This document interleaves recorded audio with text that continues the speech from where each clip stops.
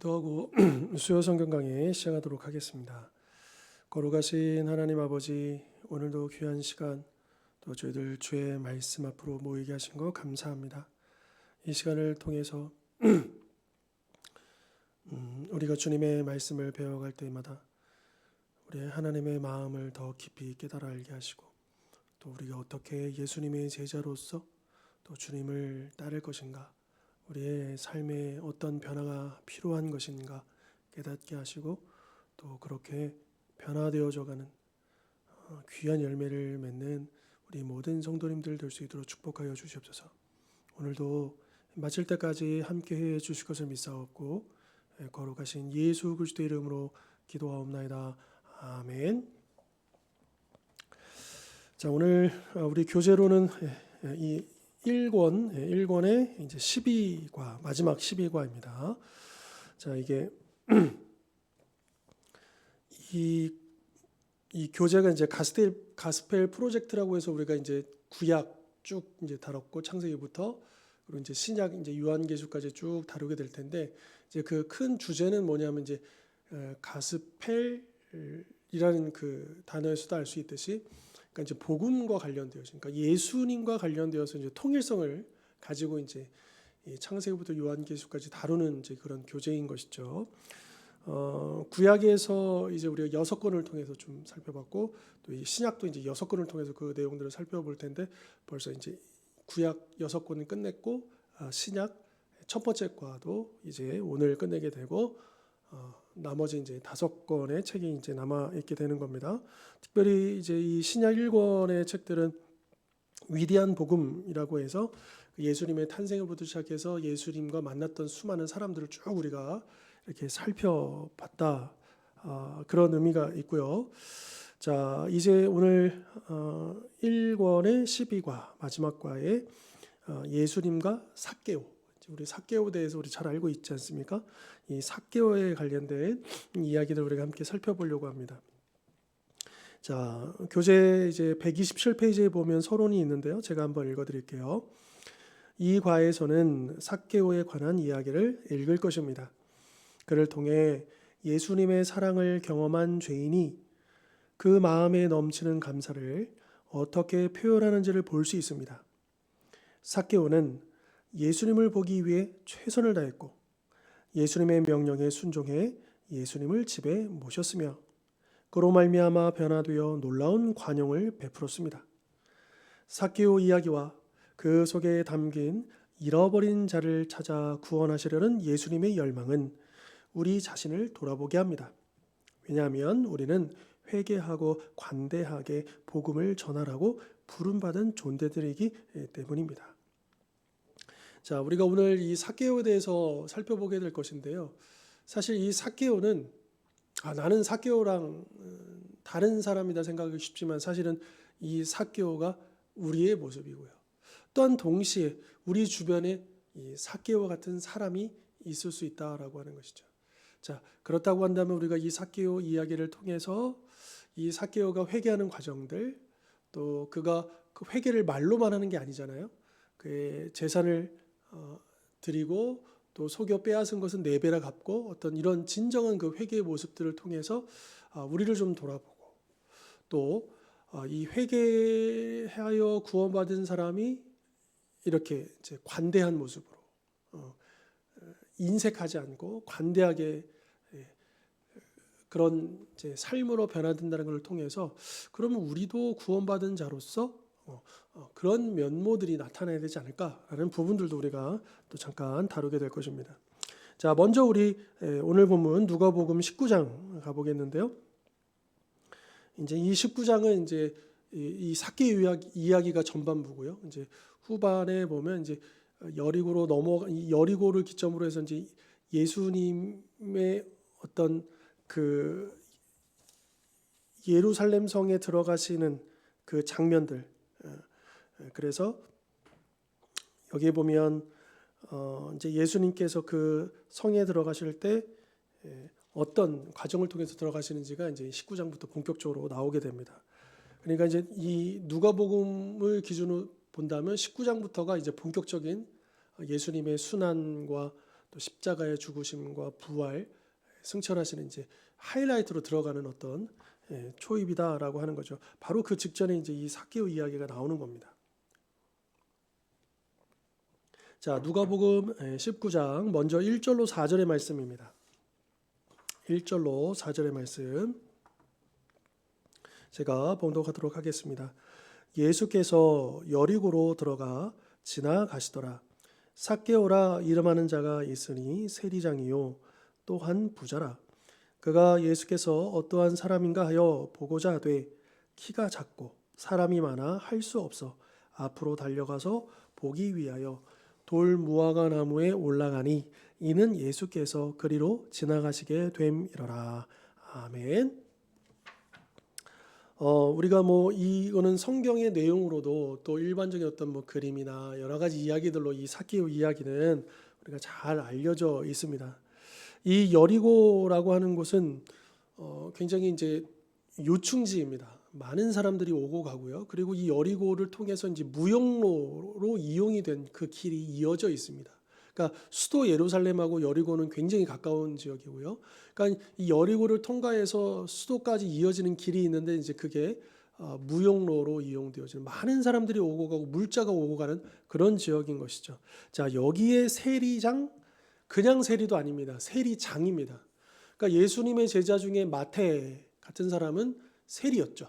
근데 세리보다도 그 여러 세리들을 주관하고 더 높은 직급이라 볼 수 있는 세리장.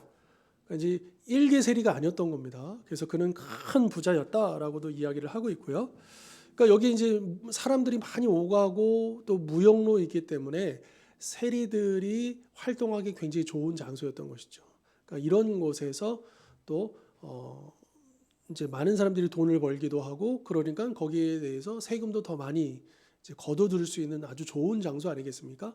바로 이곳에 삭개오가 살고 있었다라고 하는 거죠. 자, 그는 세리장이고 부자였지만 그러나 우리가 이미 잘 알고 있는 것처럼 이 당시에 이 세리들, 이 사람들은 백성들에게 경멸의 대상이었다.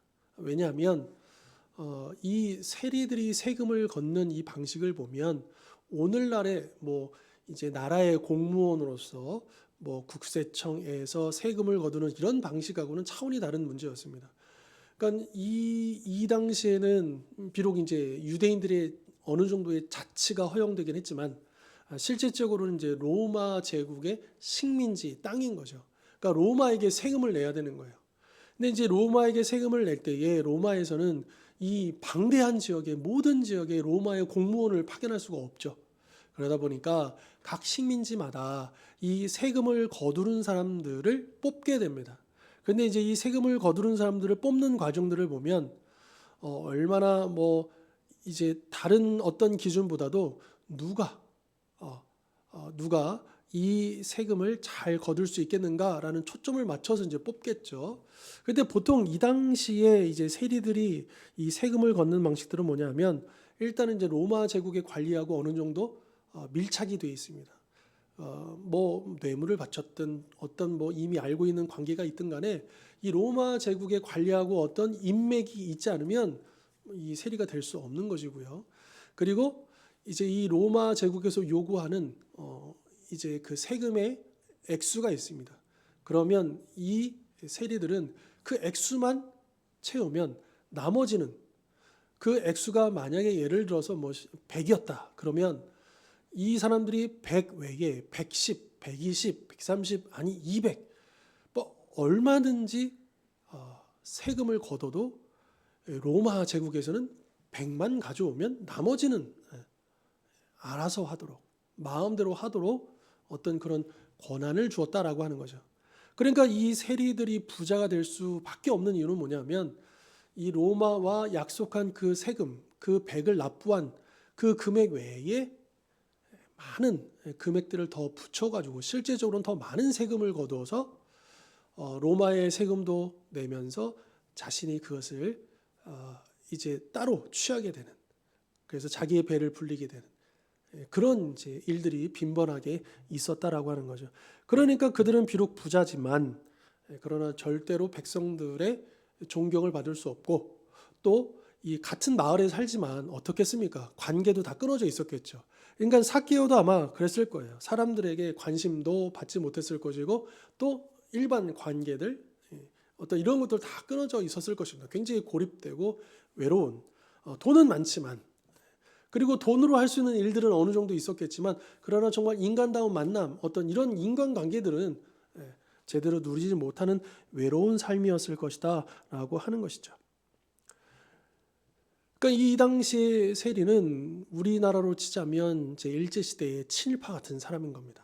분명히 우리나라 사람인데 우리나라를 위해서가 아니라 일본을 위해서 일하는 사람인 거죠. 이때도 마찬가지입니다. 유대인인데 로마를 위해서 일하는 사람입니다. 그러니까 얼마나 미움을 받고 또 얼마나 어떤 그 경멸의 대상이 되었겠습니까? 자, 그러니까 이들은 반역자나 마찬가지, 민족의 배신자, 민족의 반역자, 어떤 그런 사람이었다라고 하는 거죠.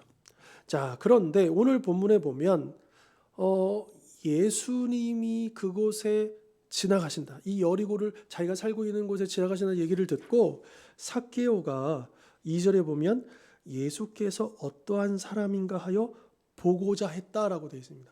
관심을 드러낸 거. 아마도 삭개오는 예수님에 대해서 당연히 이야기를 들었겠죠. 예수에 대한 소문이 이 당시에 이 이스라엘 전역에 퍼져 있었으니까요. 게다가 예수님의 그 제자 중에 누가 있었습니까? 세리 마태가 있었잖아요. 그러니까 이 세리 마태와의 연결성을 성경에서는 직접적으로 말하고 있지 않지만 그래도 우리가 짐작해 볼 수 있는 부분은 있다라고 하는 거예요. 그러니까 삭개오에 있어서는 이제 결론적으로는 삭개오가 이렇게 예수님 앞에 회개하고 변화된 것을 봐서는 그 안에는 어떤 그런 죄 의식이 있었다라는 거예요. 그가 비록 출세하고 또 많은 이제 부요함을 누리고 살았지만 그가 정작 그 인생의 행복을 누리지 못했고 또 그 안에 그 죄의식이 있는 거죠. 민족의 배반자로서 또 내가 삶을 이렇게 계속 살아야 되는 건가? 라고 하는 그런 무거운 마음들로 그는 이제 늘 고민하고 있었었는데 마침 그가 들었던 예수님의 이야기들 중에는 놀라운 것은 뭐냐? 세리 마태에 대한 이야기도 있었을 것이다라는 거예요. 그러니까 삭개오에게 있어서 어떤 소망이 되는 그러니까 나 같은 사람도 회개할 수 있고 또 예수님을 따를 수 있고 새로운 삶으로 변화될 수 있지 않을까라는 그런 기대감을 그는 가지고 있었을 것이다라고 하는 거죠. 그래서 그는 예수님을 마침 자기 자기가 예수님 있는 데까지 따라갈 수는 없을지라도 예수님이 여기까지 오신다는데 정말 한번 얼굴이라도 그래도 한번 보고 싶지 않았겠습니까? 아직까지 이 삭개오가 예수님을 막 찾아갈 정도의 그 정도는 아니지만 그러나 정말 예수님 한번 보고 싶은 그 마음은 굉장했다라고 하는 거죠. 자, 문제는 성경이 뭐라 그러냐? 그가 키가 작았다라고 이야기를 합니다. 그리고 이제 거기 얼마나 많은 사람들이 모였겠습니까? 그러니까 일반적인 경우에 있어서도 이제 많은 사람들이 몰려 있으면 아무래도 이제 키가 작으면 객관적으로 보면 이제 그 둘러싸인 그 예수님을 보기가 굉장히 어려웠을 것이고요. 그리고 또 한 가지는 이런 면도 있었을 거예요. 그 동네 사람들이 이 삭개오에 대해서 이 삭개오가 거기에 이제 나타났을 때 어떤 반응을 보였겠습니까? 뭐 대놓고 뭐라고 하진 않았겠지만 이 삭개오가 예수님을 보려고 이렇게 한번 노력은 했겠죠. 그런데 아마 알게 모르게 보지 못하도록 막아섰을 가능성도 충분히 있지 않았을까. 그런 면이 있다라고 하는 거죠. 자, 그러면 삭개오는 그대로 그냥 포기하고 집으로 돌아가느냐? 그렇지 않고 그는 결심합니다. 꼭 내가 예수님을 한번 보겠다. 그래서 마침 이 당시에 아주 길가에 우리나라로 치면 뭐 여기 도시는 그렇지 않지만 이제 예전에 우리나라도 그 시골들 뭐 마을들 보면 다 감나무가 다 집집마다 있었던 것처럼 이제 이 당시에도 이제 돌무화과 나무. 그러니까 이 돌무화과 나무라고 이제 번역을 이렇게 했는데 원래 우리 예전 번역판에서는 뽕나무라고 되어 있죠. 실제로요, 이게 이름은 돌무화과 나무가 맞는데 그런데 일반 무화과 나무하고는 다른 종이라고 하는 겁니다. 그래서 이 돌무화과 나무는 실제로 뽕나무과에 속한 나무인데 이제 그 열매 모양이 무화과 나무하고 거의 흡사해가지고 또 그렇게 불려지고요. 그리고 돌무화과 나무는 일반 무화과 나무보다 열매가 더 작기 때문에 가치가 더 떨어지고, 그래서 그냥 흔하게 그냥 길가에 아무렇게나 많이 심겨지고, 또 더군다나 이 돌무화과 나무는 그 열매가 1년에 6번이나 맺는다고 합니다. 그러니까 보통 이제 우리나라에서는 이제 나무의 열매가 1년에 한 번 열리잖아요. 근데 이 종자는 아프리카 이쪽에서 이제 출발한 종자인데, 이 1년에 6번. 물론 이제 그 열매가 아주 가치가 있는 건 아니에요. 그러니까 맛도 이렇게 높지 않고 아주 맛있는 것도 아니고 뭐 이런 건 아닌데, 그나마 이 길가에 심겨져서 이 당시에 아주 가난한 사람들이 그나마 이 돌무화과 나무의 열매를 먹을 수 있는 그런 식량으로서의 중요한 역할도 했던 그런 나무였다라고 하는 거죠. 자, 삭개오가 이렇게 예수님을 꼭 만나야 되겠다라고 했던 그 결정적인 이유 중에 하나는 아까도 언급했지만 성경이 직접적으로 말씀하고 있지 않지만, 첫 번째는 그 안에 죄의식, 그가 무언가 변화가 필요한 어떤 이런 것이 있었고요. 그리고 또 하나는 예수님의 제자 중에 세리 마태가 있었다는 것, 그 부분에 대해서 삭개오는 가능성을 봤다는 거죠. 용기를 얻었다는 거죠. 자기도 예수님의 제자까지는 아니더라도 그래도 세리를 제자로 맞아주신 예수님이라면 나와 같은 사람을 그래도 외면하진 않으시겠지라고 하는 그런 기대가 있었겠다라고 하는 거예요. 자, 그런 것들로 이제 이 삭개오는 예수님을 보려고 나무 위로 올라갑니다. 자, 그런데 이 나무 위로 올라간다라고 하는 것은 어떻게 보면 참 우스꽝스럽기도 하고요. 또 얼마나 이 삭개오가 예수님을 보려고 열심히 하는가도 말해주는 거잖아요. 근데 이 당시에는 이 나무에 올라가는 일들, 뭐 보통 보면요, 우리나라도 그렇지만 어른들이 이렇게 나무 위에 이렇게 이런 식으로 올라가는 건 위험하기도 하고, 그런 일들은 좀 뭐랄까요, 품이 없는 일인 거죠. 그래서 보통 이 나무에 올라가는 거는 누가 올라가느냐? 아이들이 올라가는 겁니다. 장난삼아 올라가기도 하고 천진난만하게 노는 그 아이들이 이 나무 위에 올라가는 거다라고 하는 거죠. 그런데 삭개오는 것을 개의치 않았다. 자, 여기서 우리는 이 삭개오가 마치 어린 아이와 같이 그 나무 위에 올라가는 것, 이 모습을 통해서 우리는 이런 예수님의 말씀이 떠오릅니다. 예수님이 제자들에게 어린아이 하나를 데려오셔서 뭐라고 말씀하셨습니까? 누구든지 이 어린 아이와 같지 아니하면 하나님 나라에 들어갈 수 없다라고 가르치시지 않았습니까?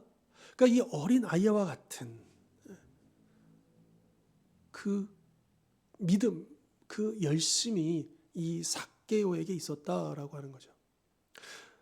더 흥미로운 거는 이 삭개오라는 이름 자체가요, 이 이름의 뜻이 뭐냐? 순수하다, 그런 뜻입니다. 순수한, 또 의로운, 그런 뜻이에요. 삭개오. 이름 굉장히 좋죠. 물론 그의 삶은 정반대의 삶을 살았지만, 그런데 삭개오가 비록 현재는 그런 삶을 살고 있지만 그에게는 좀 어린 아이와 같은 그런 열망이 있고 변화되고자 하는, 그래서 예수님을 만나고자 하는 그런 마음들이 있었다라고 하는 겁니다. 그러나 주변에서 아무도 그를 도와주지 않고, 그럴 수밖에 없죠. 우리라도 그런 사람, 친일파 같은 사람을 누가 도와주겠습니까? 자, 그런 상황에서 삭개오는 그렇게 힘겹게 혼자 스스로 예수님을 보려고 나무 위로 올라갔다라고 하는 겁니다. 자, 그러면 그 다음에 어떻게 되었는가? 이어지는 5절로 7절 말씀 한번 볼까요?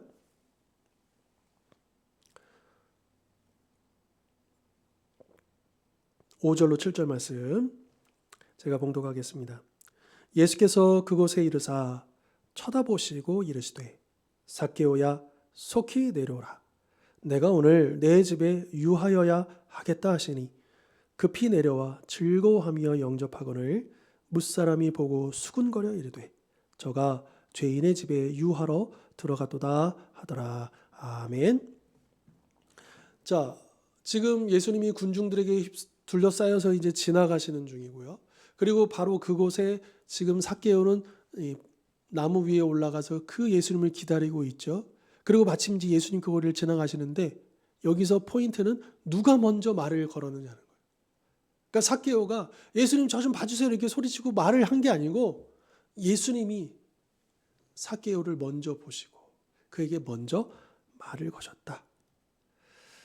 예수님은 놀랍게도 그 이름을 바로 부르십니다. 이게 무엇을 말하느냐?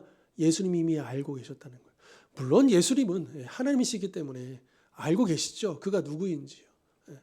그런데 단지 어떤 신적인 능력으로 그를 알고 계시다, 이제 이런 차원에서만 우리가 놀라는 게 아니라, 여러분, 예수님은 그 삭개오의 이름을 아셨다라고 하는 건 뭐냐면 삭개오의 그 삶을 아셨다는 거예요. 그의 마음을 아셨다는 거예요. 그가 왜 지금 이 나무 위에 올라와 있는지를 다 알고 계셨다는 거죠. 그가 어떤 열망으로, 어떤 마음으로 지금 당신을 보려고 지금 여기에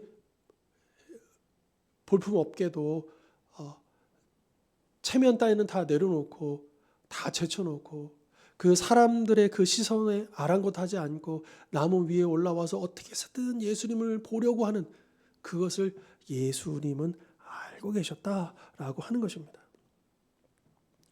자, 삭개오야, 그 이름을 불렀을 때 삭개오는 얼마나 놀랐겠습니까? 자기는 일면식도 없는데 예수님이 자기에게 먼저 말을 걸어주시는 것도 놀랍지만, 그 수많은 사람 가운데서 나를 불러준 것도 놀랍지만 자기 이름을 정확하게 불러주시고, 더군다나 더 놀라운 건 뭐냐면 내가 오늘 내 집에 유하여야 하겠다.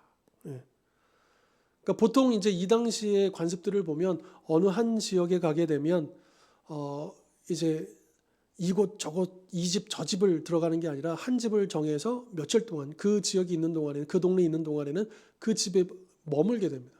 그러니까 예수님이 이 삭개오에게 내 집에 거해야 되겠다라고 말씀하신 것은 내가 이 여리고에 있는 동안에는 너 집에 묵어야 되겠다, 이런 말씀인 거죠. 너네 집에 한번 방문하겠다라는 의미가 아니라 그런 겁니다. 자, 지금 이것을 주변에서 보고 있는 사람들은 굉장히 놀랐을 거예요. 아니, 당황했을 거예요. 아니, 이렇게 메시아를 자처하시는 의로운 선생님이 왜 하필이면 이 반역자로 여겨지는, 나쁜 사람이라고 평가를 받는, 왜 굳이 이런 사람의 집에 가야 되는가, 거기에 머물러야 되는가, 이해할 수 없는 그런 표정으로 보았을 겁니다. 그러나 예수님은 삭개오가 그런 미움을 받고 어떤 편견과 또 소외와 또 그런 외로움 가운데 지낸다는 걸 아시고, 그 수많은 사람들 가운데서도 마치 이 삭개오를 만나러 여리고에 오신 것처럼 삭개오의 이름을 불러주시고 그의 집에 머무르시는, 그래서 그에게 팔을 벌려 그를 용납해 주시는 그런 귀한 사랑을 베풀어 주셨다라고 하는 거죠.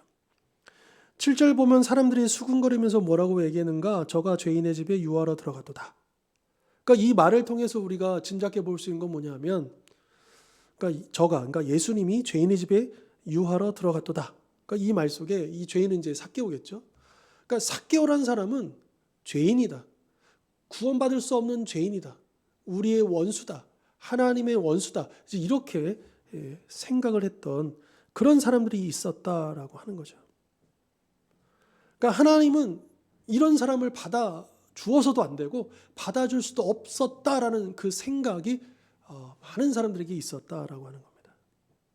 그런데 오히려 이것이요, 이 이야기가, 이 사람들의 이런 말 속에서 우리는 깨닫게 되는 게 뭐냐 하면, 하나님은 그 어떤 죄인이라도 찾아 구원하시는 분이다 라고 하는 것을 우리는 깨달을 수 있는 것이죠. 그리고 사실 우리도 이 삭개오와 같이 용서받을, 구원받을 자격도 또 그럴 만한 이유도 없는, 우리도 삭개오와 다를 바 없이 그저 영원히 죽을 수밖에 없는 하나님의 원수, 죄의 노예이지 않았습니까? 그러니까 우리가 구원받을 만한 어떤 자격이 있었던 겁니까? 그러니까 우리는 착각하면 안 된다라고 하는 거죠.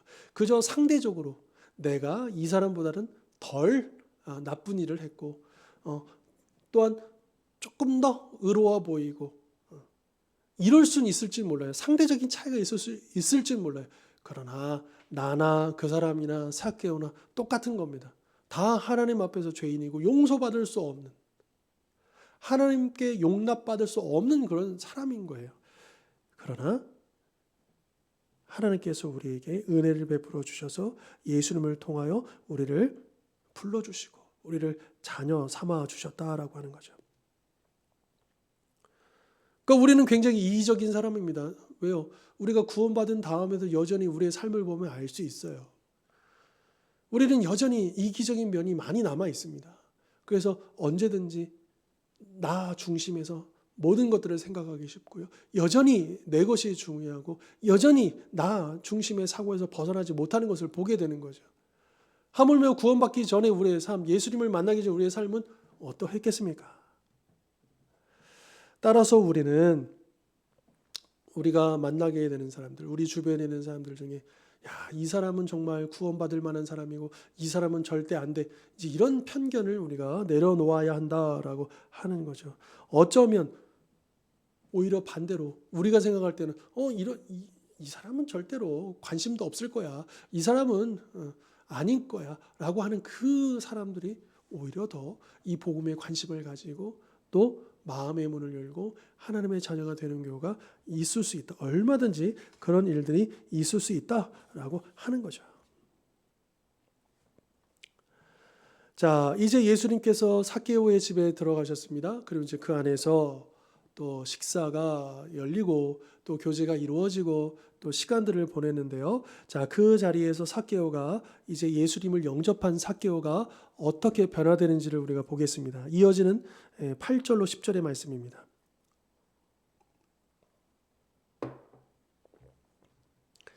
8절로 10절 말씀 제가 봉독하겠습니다.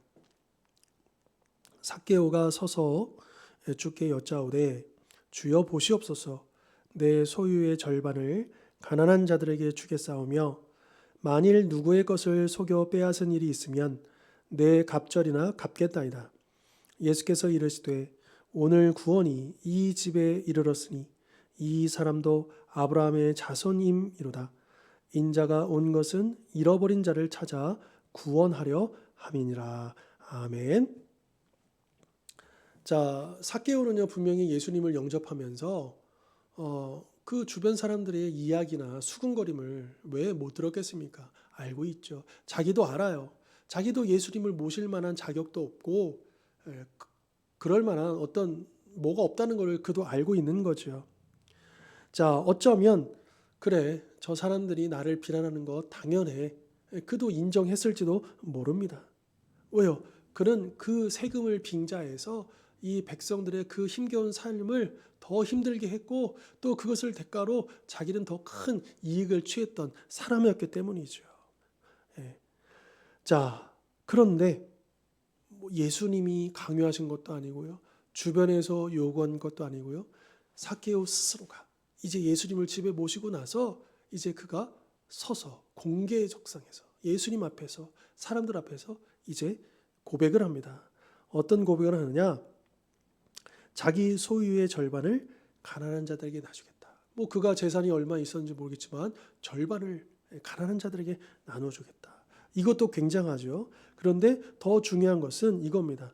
만일 누구의 것을 속여 빼앗은 게 있다면 4배로 갚아주겠다. 저는 이제 이 속여서 빼앗은 것을 4배로 갚아주겠다. 저는 이 말이요. 이게 사실은 그가 지금 세리로서 지금까지 해왔던 일들이 다 속여 빼앗은 것 아니겠습니까?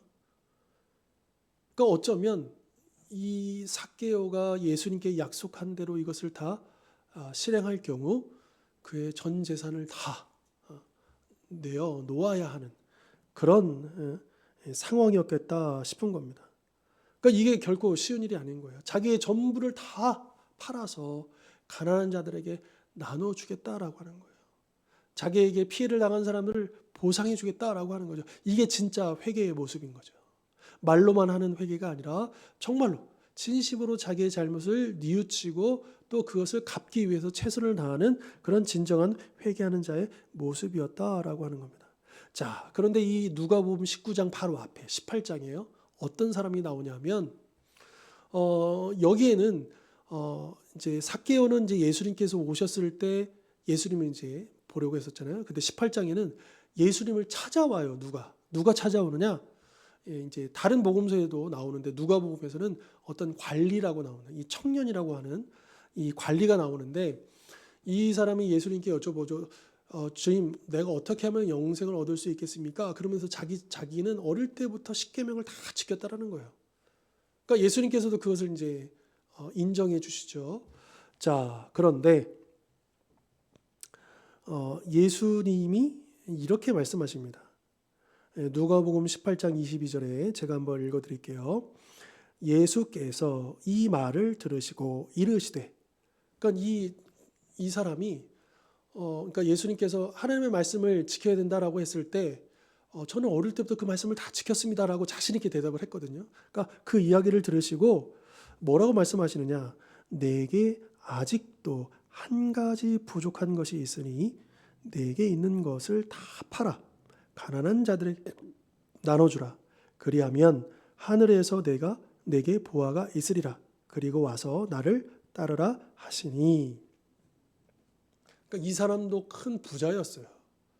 자, 그런데 예수님께서는 그에게 부족한 것이 무엇이냐? 바로 그 부분이었다는 거예요. 물론 이 삭개오의 경우도 그렇고 이 부자, 이 관리의 경우도 그렇고 우리가 예수님을 영접하면 우리의 재산을 다 팔아야 된다. 이렇게 일반화시킬 수 없습니다. 그런 의미는 아닙니다. 그런데 어떤 사람들의 경우에는 이 돈에 대한, 물질에 대한 어떤 이런 집착이라고 할까요? 거기에 너무 붙잡혀 있기 때문에 그것을 포기하라라고 하는 명령을 받을 수도 있다라고 하는 거예요. 자, 다시요. 우리가 예수님을 영접하는 경우 이 삭개오처럼 혹은 또 이 부자 관리처럼 우리의 전 재산을 뭐 기부한다든지 다 팔아서 이제 이거를 요구받지는 않는다는 거예요. 그게 어떤 구원의 어떤 조건이 되는 건 아니죠. 그러나 때로 어떤 사람에게 있어서는 그 부분이 요구될 수 있다라고 하는 그런 부분인 것이고요. 자, 아무튼 삭개오로서는 자기가 정말로 예수님을 영접했고 또 변화되어지고 진정으로 회개했다라는 그 증거로서 자기의 절반의 재산을 팔아서 가난한 자들에게 나눠주고 속여 빼앗은 것은 4배로 갚아주겠다라고 하는 어떤 그런 약속을 하게 되었다라고 하는 겁니다. 그런데 이것이 가짜였다면 예수님께서 어떻게 반응하셨겠습니까? 당장 책망하신다든지 또 그 부분을 이야기하셨겠죠. 그런데 예수께서 이렇게 말씀하셔요. 9절에 보면 오늘 구원이 이 집에 이르렀다. 이 사람도 아브라함의 자손이다. 이제 인증해 주시는 거예요. 그러니까 삭개오의 회개가 진짜였음을 예수님께서 인정해 주신다라고 하는 거죠. 예수님이 이 삭개오도 아브라함의 자손이다 이렇게 이야기한 것은 그의 구원의 근거가 아브라함에게 있다라는 그런 의미가 아니고, 그러니까 예수님께 제가 이렇게 하겠습니다. 그러니까 예수님께 보인 그 반응을 가지고 그렇게 말씀하셨다라고 하는 겁니다.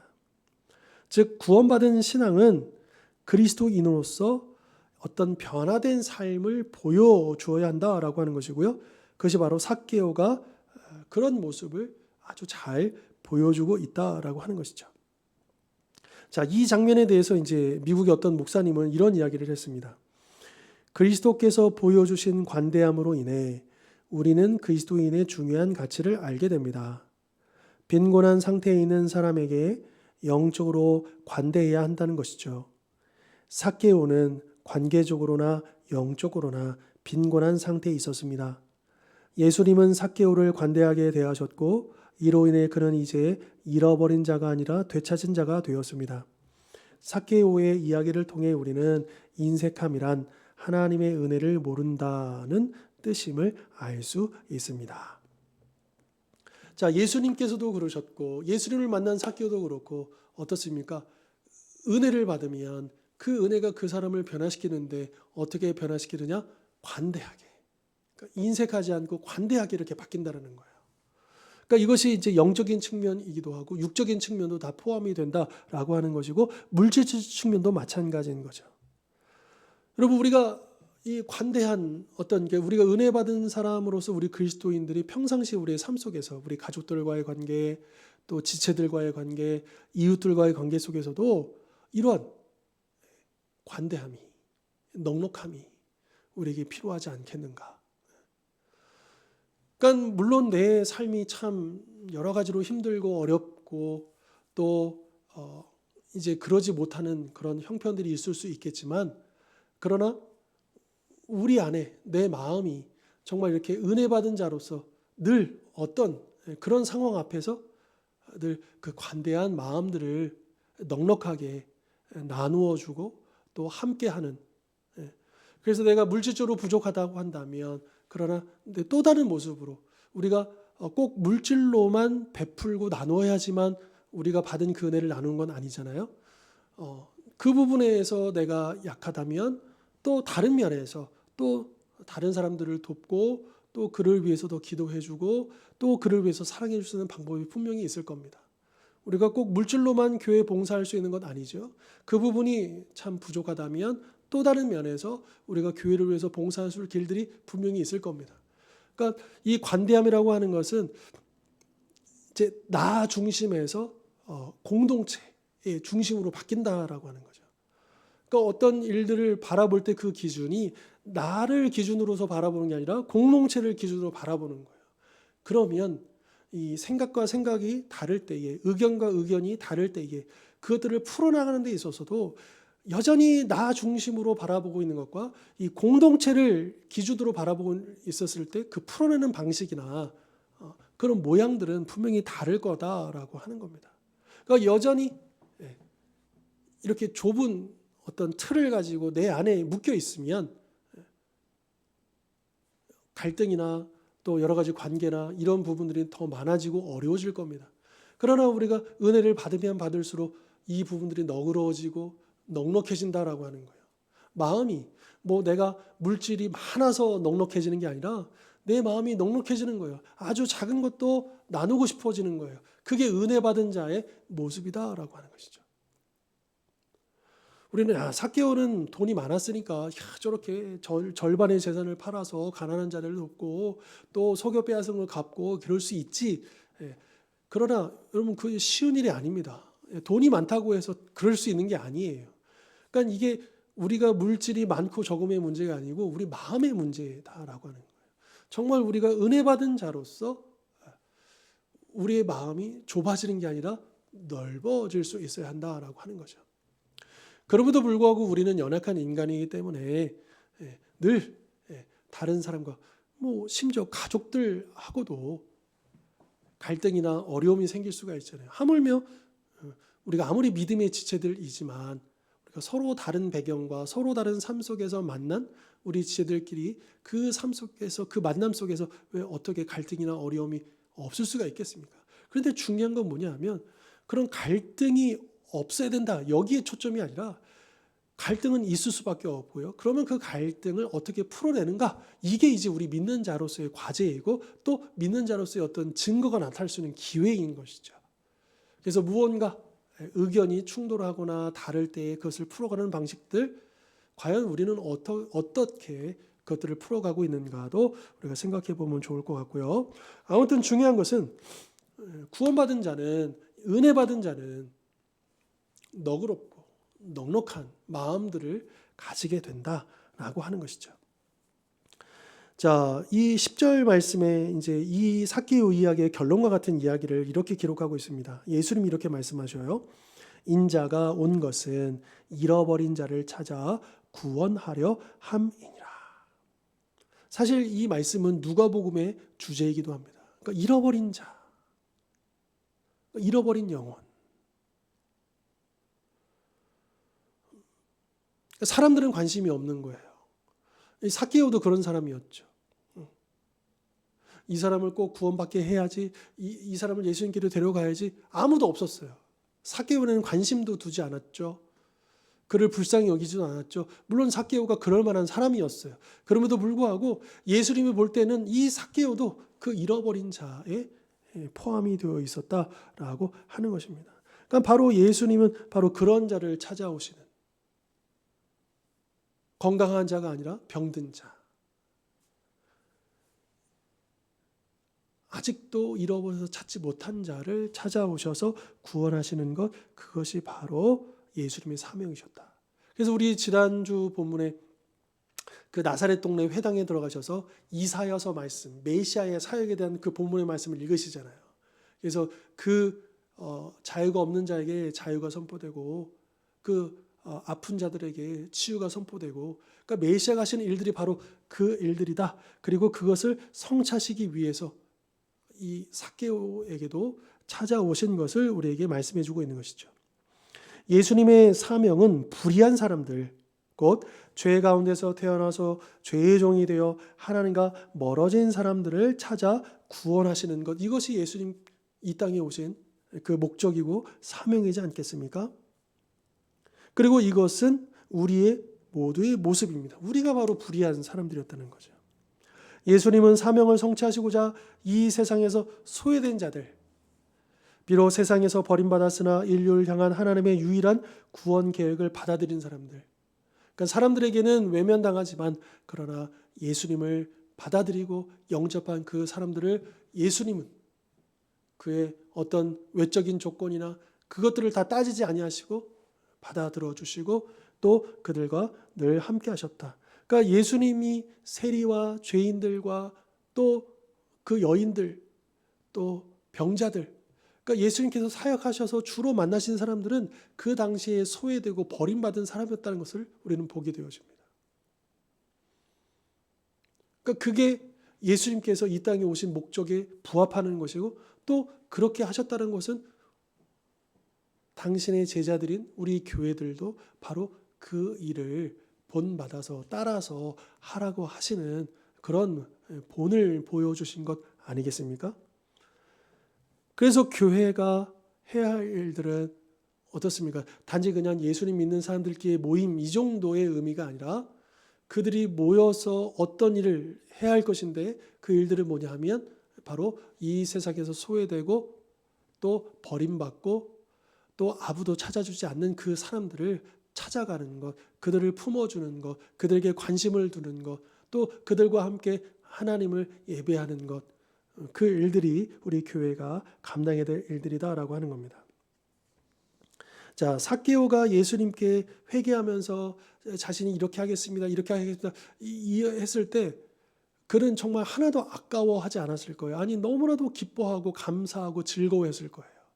그런 모습을요, 이제 고린도후서 7장 11절에 보면 사도 바울이 이제 이런 이야기를 합니다. 그 고린도 성도들에게 그가 이제 고린도 성도들을 책망하는, 또 근심하게 할 만한 어떤 그런 이야기들을 꺼내면서 또 마음이 한켠으로는 무거웠지만 오히려 그것 때문에 고린도 성도들 중에 변화가 일어나고 또 회개가 일어나고, 그것 때문에 이제 사도 바울이 이런 얘기를 합니다. 그 부분에 관해서 11절의 말씀, 7장 11절에 보라, 하나님의 뜻대로 하게 된 이 근심이 너희로 얼마나 간절하게 하며 얼마나 변증하게 하며 얼마나 분하게 하며 얼마나 사모하게 하며 얼마나 열심 있게 하며 얼마나 벌하게 하였는가. 너희가 그 일에 대하여 일체 너희 자신의 깨끗함을 나타내었는가. 그러니까 이게 누가 시켜서 이렇게 막 삭개오가 한 게 아니잖아요. 자발적으로. 그러니까 그에게 그런 간절함이, 열망이, 또 열심이, 또 그런 기쁨이 그에게 나타났었다라고 하는 거죠. 우리가 예수님을 섬기고 예수님을 따르는 데 있어서 이런 열망, 이런 기쁨, 이런 감사가 얼마나 풍성이 넘치고 있는가, 우리를 또한 돌아보면 좋을 것 같고요. 자, 결론 부분 제가 한번 읽어드리겠습니다. 하나님은 잃어버린 자를 찾아 구원하려고 예수님을 보내심으로써 자기 사랑을 나타내셨습니다. 우리가 죄 가운데 죽게 되었을 때 예수님이 우리를 대신해 죽기 위해 오셨습니다. 그리고 대속의 죽음과 장사되심과 부활을 통해 그 사명을 완수하셨습니다. 하나님은 죄인들이 복음을 듣고 죄를 인정하고 죄를 고백하며 예수님이 이루신 구원 사역을 믿는 것을 기뻐하십니다. 하나님이 은혜가 닿지 못할 만큼 멀리 떨어진 사람이란 있을 수 없습니다. 예수님을 영접한 우리는 이러한 사실을 잘 알고 있습니다. 우리는 예수님을 만난 덕분에 만나는 사람들에게 주님의 이야기를 전하고 곤궁에 처한 사람들에게 우리의 것을 나누며 하나님께 감사를 올려드릴 수 있습니다. 예수님처럼 우리도 주변에 삭개오와 같은 사람이 있는지 돌아보아야 합니다. 주변에 삭개오 같은 사람들이 있습니까? 그들이 예수님을 만날 수 있도록 돕는 편입니까? 아니면 길을 막아서는 편입니까? 사람들에게 예수님을 보여줄 수 있도록 성령님께 민감하게 살기를 바랍니다. 자, 우리 오늘 이 삭개오의 이야기를 통해서 우리 하나님의 관심이 어디 있는가, 누구에게 있는가, 우리가 이 부분을 좀 생각해 보기를 원하고요. 자, 이 삭개오가 그 나무 위로 올라가는 어린 아이와 같은 모습, 그 어린 아이 같은 믿음을 또 우리가 생각해 보기를 원하고요. 또 삭개오가 누가 시키지도 않았는데 그 회개하는, 그리고 자가 그 회개의 증거로서 자기의 재산을 팔고 내어놓고 하는 그 모든, 그러니까 자신의 그 새로운 삶으로 나아가는 그 모습들, 그가 변화되어지는 그 모습들을 보면 그가 얼마나 간절했고, 그가 얼마나 기뻐했고, 그가 얼마나 열심히 하는가를 우리가 볼 수 있는 거죠. 혹여라도 우리 안에 우리가 아직도 한 가지 부족한 것은 없는가? 내가 예수님을 영접하고 예수님의 제자가 되었고, 또 우리가 신앙생활을 해 나가면서 여전히 아직도 한 가지 내려놓지 못한 것은 혹시 없는가? 우리를 또한 돌아봤으면 좋겠고요. 그리고 정말 예수님을 영접한 사람으로서, 은혜를 받은 사람으로서 너그럽고 넉넉함을 가지고 우리가 그렇게 살아감으로써 구원받은 자로서의 모습을 보이고, 또 그런 삶을 통해서 이 삭개오와 같은 사람들을 찾아내고 또 그들을 품어주고 그들을 주님께로 인도하는데 쓰임받는 우리 모든 성도님들 되실 수 있기를 주님의 이름으로 축원합니다. 기도하겠습니다. 하나님 아버지, 우리가 삭개오가 예수님을 만나는 장면을 보았습니다.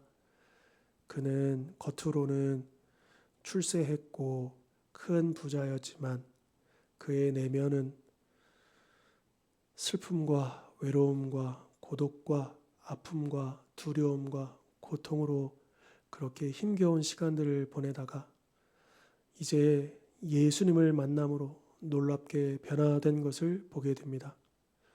우리 주변에도 그런 사람들이 분명히 있을 것입니다. 삭개오처럼 그 겉과 속이 다른 사람들이 있을 것입니다.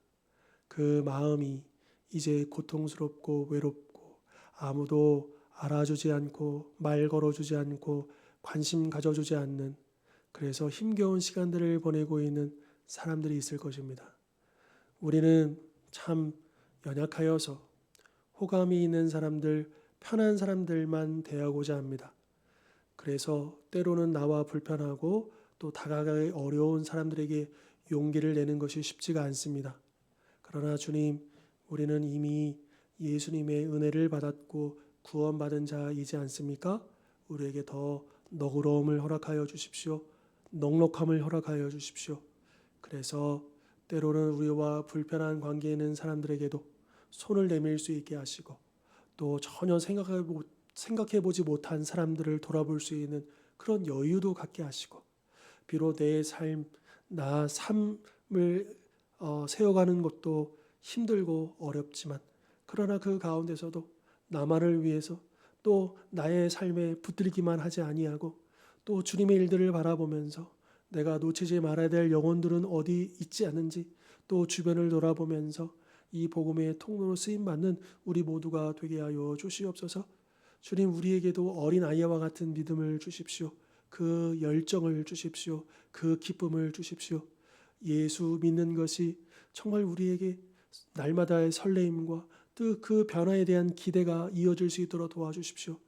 우리의 삶이 공공하고 또 우리의 주변 환경들이 여러 가지로 힘겹지만 그 가운데서 소망을 놓치지 아니하고 기쁨으로 하나님께 감사하고 찬양하며 또 서로를 격려하며 함께 나아가는 우리 주원의 모든 성도님들 될 수 있도록 축복하여 주시옵소서. 그래서 이 공동체 안에 삭개오와 같이 예수님을 영접하고 그 기쁨으로 섬기며 나누며 베풀며 복음의 통로로 쓰임받은 귀한 우리 주원교회 공동체가 될 수 있도록 축복하여 주시옵소서. 감사드리고 거룩하신 예수 그리스도의 이름으로 기도하옵나이다. 아멘. 예, 오늘도 함께 해주셔서 감사드리고요. 이제 우리 그 다음 이제 두 번째 책으로 넘어갈 텐데요. 우리 이제 1권 끝났으니까 한 주 쉬고 그 다음 주에 우리 2권의 1과로 우리 또 계속 이어가도록 하겠습니다. 오늘도 함께 해주셔서 감사합니다.